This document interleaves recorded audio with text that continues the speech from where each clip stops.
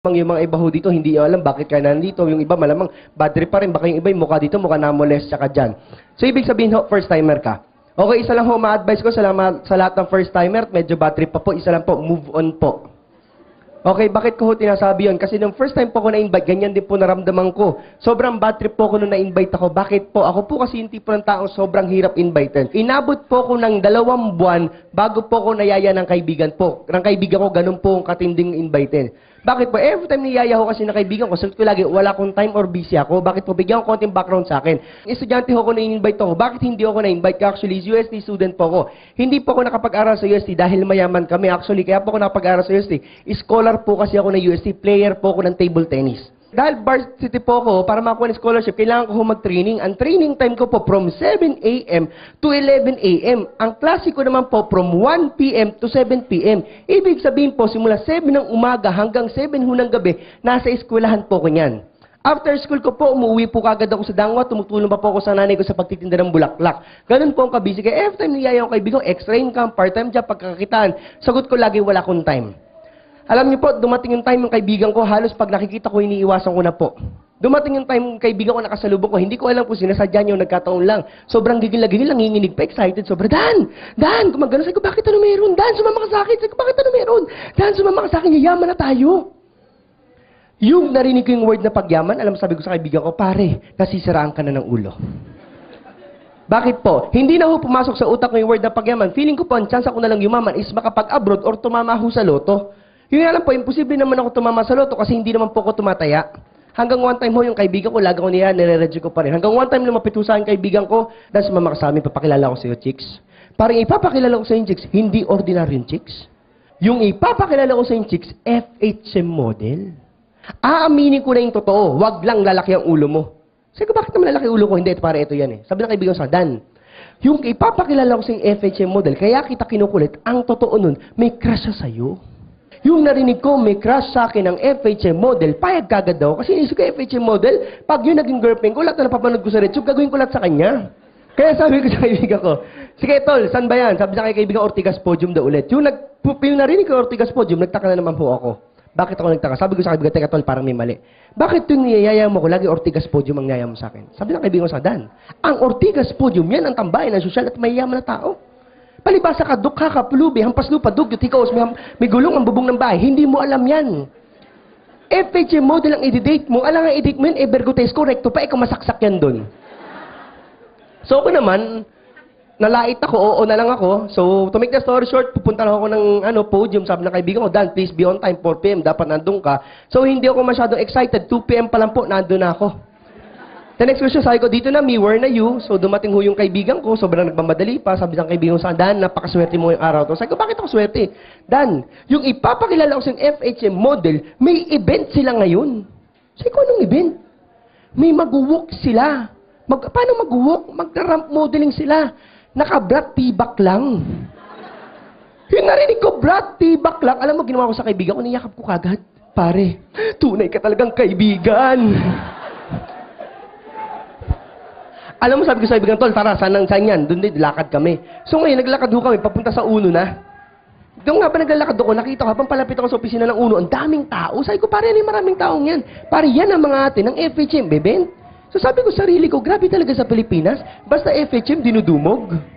Hanggang palapit ako ng palapit, paglapit ko, daming mga estudyante, mga naka-uniform pa. Sabi ko, sarili ko, pare, grabe talaga dito, no? Isip-isip ko, grabe talaga sa Pilipinas, bata pa lang, manyak na.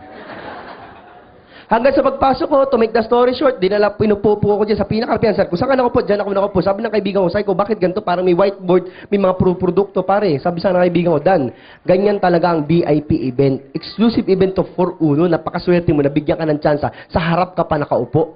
So inisip ko, saan maglalakad yung mga tao? Ang lit ng stage, pare. Kaya nga VIP, piling tao lang ang pwede pumunta. So, to make the story short, hindi ko kasi alam yung mga FHM event, hindi pa ako nakakapanood. At the same time, hindi ko alam yung mga VIP event. Naniwala naman po kagad ako. Hanggang sa tinawag ko yung speaker, ang masakit na part po, dati ko kasi pag tinatawag sa aming speaker, mamatay ilaw, patay sindi yung ilaw. Parang disco light. So, tinawag yung speaker, nagpatay sindi, napahawak na po ko sa upuan ko. Bakit? Pag inisip ko, lalabas yung FHM model, nakatibak, baka biglang tumuwad sa harap kong ganon, masundot kong ganon. So, ngayon, yung pagbuhay ng ilaw, nagulat po ako. Bakit po ko nagulat? Yung dumating, kakaiba po. Bakit po? Lalaki, doktor, mataba, malaki ang tiyan. Sabi ko, parang may mali. Lalaking doktor, mataba, malaki ang tiyan. Pag yun na nagtibak, parang may mali. Hanggang to make the story short po, sabi ng speaker, kung nandito ka daw, wala ka namang gagawa, kaya ka daw dinala dito ng kaibigan mo kasi gusto ko daw niya tulungan mabago buhay. Try mong pakinggan, baka may madagdag sa NB, sabi wala namang mawawala sa'yo kasi dati ka namang wala. So ako, sabi ko, tama siya. wala talaga mawawala kasi dati akong wala. Alam mo, malupit na part po, pinakinggan ko yung negosyo. Nung una po, sobrang negative ako. Ganun po ang ka-negative nung una. Feeling ko po, bina-mindset lang kami. Feeling ko po, binubudol kami. Ang tingin ko po doon sa event na nangyayari nung unang dating ko, yung parang katulad ngayon ito, ang tingin ko po, para siyang kulto. Kasi nag-1 milyon, woo, nagagano lang yung mga tao. Sabi ko, grabe yung kulto dito. Ang malupit na part, pati ako napapaganon din. Hanggang sa yun nga, yung nag-ispaliwanag, everything. To be honest po, nakita ko yung product, sobrang ganda po. Sobrang nagustuhan ko. Bakit ko po nagustuhan yung product? Sabi ko sa sarili ko, hindi pa ako nag-uunog, ginagamit ko na lahat ng produkto. Ang gagawin ko, change brand na lang ako kasi naliligo ako, nag-shampoo ako, nagtutoothpaste ako, naglalaba kami sa bahay, naghuhugas kami ng pinggan, gusto ko rin gumawa po. Kumbaga sabi ko sa sarili ko, lahat ng nandito, ito yung kailangan ko, ang magandang bagay niyan. Pag sa SM po, nagkaroon ng 20% discount, ang tao po nagpila. Ang mga tao halos pumipila 1 oras, kalating oras para lang maka-discount ng 20% discount. Eh dito, inisip ko, araw-araw 30 to 50% discount. Sabi ko, okay yung produkto, maganda. Hanggang sa pinaliwanag po yung marketing plan, doon na po ako nabaliw. Bakit po ako nabaliw? Sabi ko sarili ko, 2 tao lang daw ang kailangan niya, yaman na ako. Eh sabi ko sarili ko, ang laman ng Facebook ko, nasa 500 mahigit. Ang laman ng phone book ko na mahigit 200. Ang kamag-anak ko nasa mahigit 200. Ang classmate ko sa elementary hanggang college mahigit 500. Pag yun lahat ni yaya ko, siguro may sasali at least 2 tao. Kinumpit ko kagad, sino bang kaibigan kong gustong yumaman? Alam mo, malupit na part, lahat pala gusto yumaman. Kasi nag-isip ko, sino bang kaibigan kong masaya maging mahirap? Parang wala. Alam mo, malupit na part po, sobrang kabaliwan ko. Alam mo, sabi ko kagad sa kaibigan ko, pag-uwi ko, sigurado ko, sasali ako, gagawin ko lahat para lang makasali. Kung kailangan magsakripisyo para makasali, magsakripisyo. Kasi parang ako sarili ko eh. Hindi nga ako nangutang ngayon, lifetime naman ang utang. I rather mangutang ako ngayon, lifetime na ng buhay ko, babaguhin ni Uno. Iniisip ko dito, 7 ring ilalabas ko, wala akong lugi. Kasi paglabas ko 7 ring, may makukuha akong produkto na pag binenta ko, bawi na kagad ako. So ngayon, yung sabi ng kaibigan ko, nag-invite sa akin, o tara Dan, pila na tayo sa cashier, magbayad ka na para makasali ka. Alam, sabi ko sa kaibigan ko, sobrang kabaliwan ko, nakalimutan ko kailangan pala magbayad para sumali. Sabi ko, kailangan ba talaga yun? Sabi ko, oo naman. Alam mo, pag uwi ko, sabi ko, hindi ako papayag na hindi ko magawa ng parang yung 7-3. Bakit? Isa lang pananaw ko sarili ko. Lahat ng bagay, pag gusto may, pag ayaw maraming, eksakto. Yun lang din na naging pananaw ko. Kaya pag uwi ko, sabi ko sa sarili ko, lahat ng kailangan ko sakripisyo. Alam, paghiga ko sa kwarto, punta ka ng kwarto ko kagad. Pag upo ko ng kwarto ko, pinalitignan ko lahat ng bagay na pwede ko sakripisyo. Pag ikot naman akong ganun, umikot ulit. Hanggang ikot ako ng ikot, nahihilo na ako, wala akong nakita. Isang bagay lang na-realize kung pwedeng isakripisyo, alam mo ko ano? Electric pan, wala pang takip. Alam mo, malupit na part niyan? Umutang ho ako sa nanay ko. Sabi ko, ma, may negosyo kong alam, ma, gusto kong gawin kasi alam ko pagod na pagod ka na. Medyo may mga teary eyes pa ako noon. Alam ko pagod ka na pag-aralin yung mga kapatid ko. Ma, bigyan mo akong 6 na buwan, 6 months from now ako na magpapaaral sa lahat ng kapatid ko. Alam mo, nanay ko maiyak-iyak. Dan, anak, grabe, hindi ko akalain ganyan ka mag-isip. That time ho kasi 19 years old ako. For 19 years, sakit ang ulo lang binigay mo. Ngayon, biglang gusto mo na pag-aralin yung kapatid mo. Grabe ka. Alam mo, sabi ko, ma, isang bagay lang hihingin ko sa'yo. Dan, kahit ano ibibigay ko, gawin mo lang yung pangako mong yan. Sabi sa akin ng nanay ko, ano ba yun, Dan? Pautangin mo sana ako 7-3. Alam mo yung nanay ko, hindi ko alam kung magagalit o matutuwa eh. Alam sa bakit kailangan mo 7-3? Main yung pampunan ko sa negosyo. Alam mo nanay ko, sobrang awa sa akin, sa sobrang tuwa, nangutang siya. Nangutang siya. Yung ibibigay sa akin, tinanong na nanay ko, Dan, ano bang negosyo gagawin mo? Bago ko ibigay ito, gusto ko malaman negosyo gagawin mo para at least malang baka matulungan kita. Alam mo sila ko kagad, ma, may nakita ko negosyo, ang ganda, sobra. Yung Uno. Sabi ko, anong Uno? Yung maraming produkto. Anong maraming produkto? May yung nag-i-invite ng tao. Na-invite? Networking, recruiting. Sabi ko, networking. Alam mo sabi na nanay ko, Dan, kung kailang ka tumanda, saka ka naging tatanga-tanga. Galit na galit nanay ko sa akin. Ba't hindi kita pinag-aral sa UST para mag-networking? Yung networking para sa mga taong walang magawa sa buhay yan. Para sa mga taong manluloko lang yan. Para sa mga taong walang future yan. Sabi ko agad nanay ko, ma, paano mo nalaman pangit uno? Wala, basta pare-pares lang yan. Narinig ko na yan, networking na yan. Tinanong ko sa kanya, ma, alam mo ba kung saan opisina ng uno? Hindi. O paano mo nalaman pangit? Basta pangit siya. Matanong ko lang, alam mo yung marketing plan? Hindi. O paano mo nalaman pangit? Hindi mo pala alam yung sinasabi mong pangit. Basta pangit siya. Alam mo malupit na part? Hindi ho ako pinautang. Umutang ako sa tatay ko, hindi rin ako pinautang. Umutang ako sa girlfriend ko, hindi rin ako pinautang. Alam mo ginawa ko ho? Hindi po ito inaalaw na kumpanya, yung nga lang personal reason ko po bakit ito ginawa. Kasi isa lang pananaw ko sarili ko, gagawin ko to for better. Alam niyo po, nagsakripisyo ako ng gamit ko. Binenta ko po cellphone ko. Bakit ko po ginawa yon? Simple lang po, personal reason ko po yun. Bakit ko po ginawa? Atong bagay na isakripisyo ko, ito sinisigurado ko ito yung bagay na magpapayaman sa akin. Bakit po sinabi ko ito yung bagay na magpapayaman sa akin? Isa lang pananaw ko sarili ko. Hindi ho ako maglalabas ng 7.3 dito para malugi. Maglalabas ako ng 7.3 dito kasi alam kong tatrabahuhin ko. And besides, ang masarap na part, ang kailangan ko lang gawin is kakilala. Ang masakit na part, sumali ka dito, wala kang kakilala, yun ang masakit. Kaya sabi ko sa sarili ko, gawan ko ng paraan. Alam mo, malupit na part po, ginawa ko ng paraan, nakuha ko po kaagad yung produkto. Sabi ko sa sarili ko, kailangan ko mabawi kagad to kasi kailangan ko makabili ng cellphone eh. Alam mo ginawa ko? Binenta ko agad yung produkto. Ginawa ko yung sabon, yung glutathione soap, pampaputi, pampakinis, yun yung kinuha ko. Sabi ko sa mga kaibigan ko, ito, glutathione soap, pampaputi, pampakinis, 150 pesos, 1 week to pay. Kukunin mo hindi. Kukunin, tempting. Dinistribute ko, 1 week to pay, ito malupit. After 1 week, nagbayad silang lahat. O di ba win yung 7.3 ko? Tama? Bumili ako bagong cellphone. Ito malupit. Pagbayad nilang lahat, ang sabon, naubos, hindi. Pag naubos, nagustuhan, bibili ulit, hindi. Kanino sila bibili? Sa akin. Bakit wala sa Mercury niyan? Tayong distributor lang pwede magbenta niyan. So ngayon, after a week, bumili na naman sila. Anong malupit na part? After a week, kumita na kagad ako 7.3. Ito matindi, hinataw ko ng hinataw. Invite ako na invite, excited ako. Bakit ako excited? First time ko na-realize sa bumbuhay ko na pwede pala ako yumaman. Alam mo malupit na part, hinataw ko. First 6 months po, doing this business, ulitin ko po, nag-join po ako at age of 19, estudyante po ako UST. Part-time ko lang po ginagawa to, 1 hour a day. Ito malupit.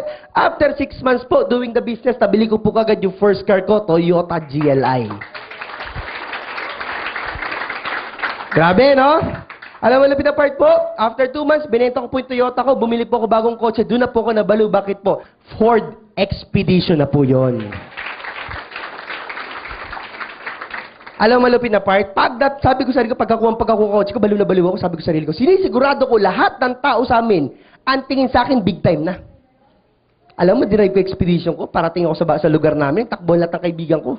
Sabi sa akin, Dan, akalain mo, driver ka na ng mayamang pamilya ngayon? Sabi kang gano'n, magalit ka hindi.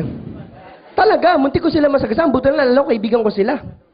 Alam mo, malupit na part po, tinuloy-tuloy ko po yung negosyo. 3 years ago po, na-feature po buhay ko sa Umagang Kay Ganda. Ano po yun? Na dating tendero ho ng Bulaklak, na because of uno po, self-made multi-millionaire na po. Alam niyo kung ano nakakabaliw po nun? That time po, 21 years old pa lang po ako. Estudyante pa rin po ako nun. Alam niyo po, malupit na part po, tinuloy-tuloy ko po. Last July 17, check niyo po sa YouTube, July 17, 2011, Rated K episode. Hindi po siya connected about Uno. Pero na-feature naman po buhay ko dyan. Ano naman po yun, mga big-time collection ko, at saka yung mga big things lahat to. Like for example, yung malalaking siopaw, kung naalala niyo po yun, sa Rated K, malalaking siopaw, malalaking pizza, koleksyon ni Iya Villania na sapatos, yung koleksyon ng motor ng mga BMW, tsaka may isang estudyante na ngongolekta ng 14 luxury car. Actually, ako po yun.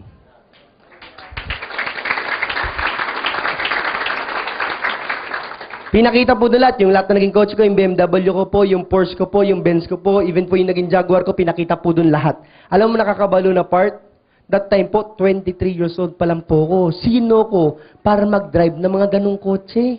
Alam niyo ho, magandang bagay, tuloy-tuloy ko ho. After ko na-feature sa Rated K, last month naman po, na-feature ako, Go Negosyo. Sobrang dami po ditong nabago buhay because of uno po. Isa po ako doon. So, anong point ko? Eto ho palang negosyong to is helping business. Paano helping business? The more na nagyayaya ka ng tao, the more na nakakatulong ka sa kapwa mo. Bakit po? Nabibigyan mo ng chance yung mga kaibigan mo o kakilala mo na may chance pa palang mabago buhay nila. Alam niyo ho, masarap na part. Dahil po nagsakripisyo ko ng 7,300 at dahil hinato ko po yung negosyo, nag-decide po ko gawin to. Ang pinakamatindi pong part, buong pamilya ko po. natulungan ko po maiangat yung buhay nila sa kahirapan.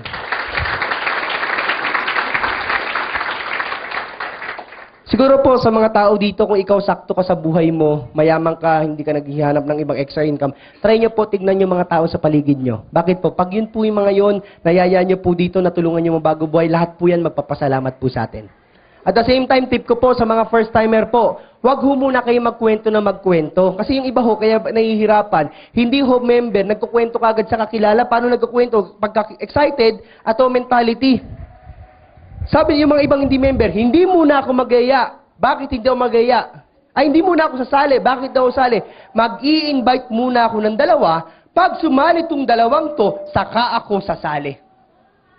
Yun nga lang, eto, nagtanong dito, kasali ka na ba? Ang sagot niya, hindi ako sumali kagad. Bakit matalino ako?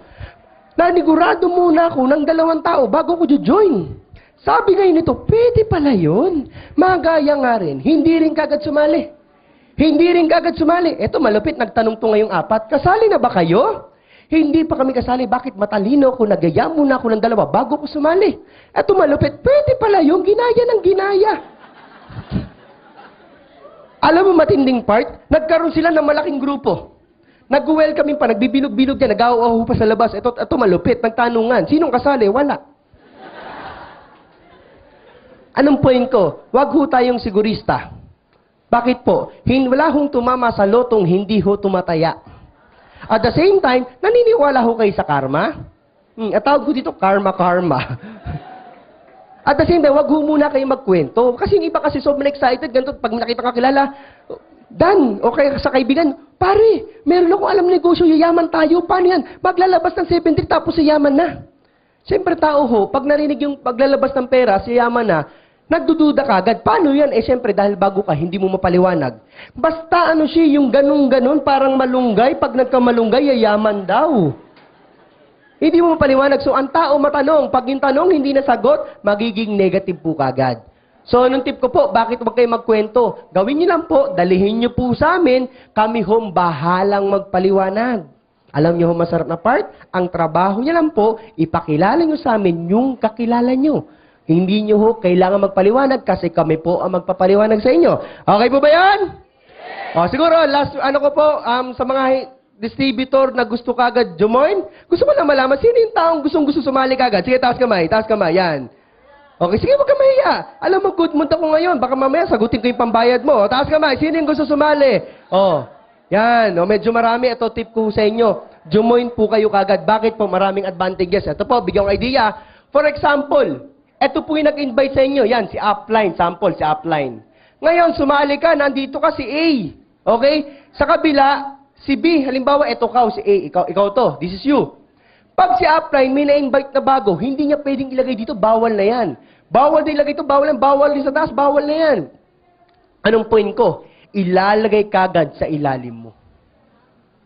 Sa anong punto? Pag siya dumami, ang gagawin mo, maglagay na lang ng isa.